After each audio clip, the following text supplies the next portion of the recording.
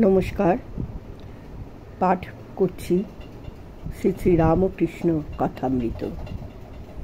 দিব্যত্রয়ী চরণে সাষ্টাঙ্গ প্রণিপাত জানিয়ে কথামৃতকার শ্রীম মাস্টারমশাই চরণে জানাই বিনম্র প্রণাম। তব কথামৃতং তপ্ত জীবনং কবি ভিরিরিতং কলমশাপহম শ্রবণ মঙ্গলম শ্রীমদাততং ভুবি গৃহ্ণন্তি যে ভুরিদা জনাহা।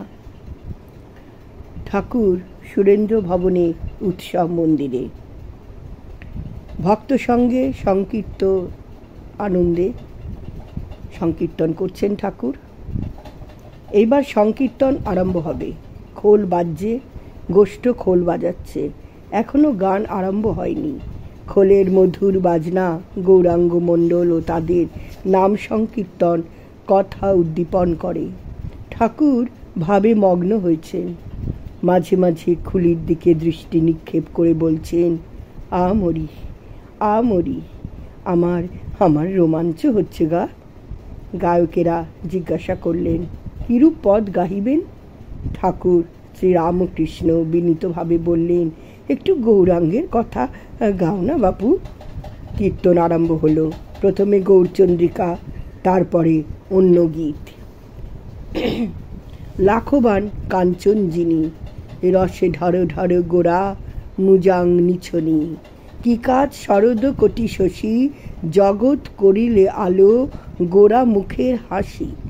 কীর্তনে গৌরাঙ্গের রূপ বর্ণনা হচ্ছে, কীর্তনিয়া আখর দিচ্ছে। সখী দেখিলাম পূর্ণ শশী, হ্রাস নাই মৃগাঙ্ক নাই, হৃদয় আলো করে। কীর্তনিয়া আবার বলছে, কোটি শশীর অমৃতে মুখ মাজা। এই কথা শুনতে শুনতে ঠাকুর সমাধিস্থ হলেন। গান চলতে লাগলো। কিয়ৎক্ষণ পরে ঠাকুর শ্রীরামকৃষ্ণের সমাধি ভঙ্গ হলো। তিনি ভাবে বিভোর হয়ে হঠাৎ দণ্ডায়মান হলেন ও প্রেমোন্মত্ত গোপিকার ন্যায় শ্রীকৃষ্ণের রূপের বর্ণনা করতে করতে কীর্তনিয়ার সঙ্গে সঙ্গে আখর দিলেন।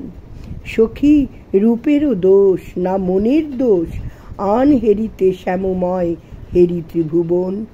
ঠাকুর নৃত্য করতে করতে আখর দিচ্ছেন। ভক্তেরা অবাক হয়ে দেখছেন।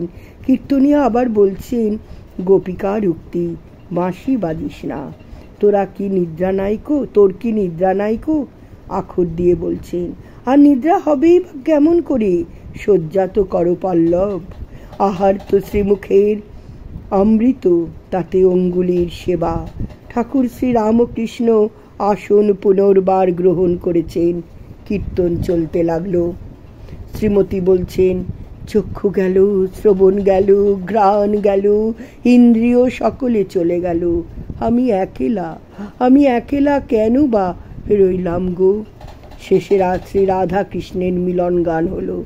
ধ্বনি মালা গাথে শ্যাম গলে দোলাইতে, এমন সময় আইল সমুখে শ্যাম গুণমণি। নিধুবনে শ্যাম বিনোদিনী ভোর দুহার, রূপের নাহিক উপমা, প্রেমের নাহির ওর। হিরণ কিরণ আধো বরণ, আধো নীলমণি জ্যোতি, আধো গলে বনমালা বিরাজিত, আধো গলে গজমতি। আধো শ্রবণে মকর কুণ্ডল, আধো রতন ছবি, আধো কপালে চাঁদের উদয়, আধো কপালে রবি। আর শিরে শোভে ময়ূর শিখণ্ড, আধো শিরে দোলে বেণী, কর কমল করে ঝলমল, ফণি উগারবে মণি। কীর্তন থামল।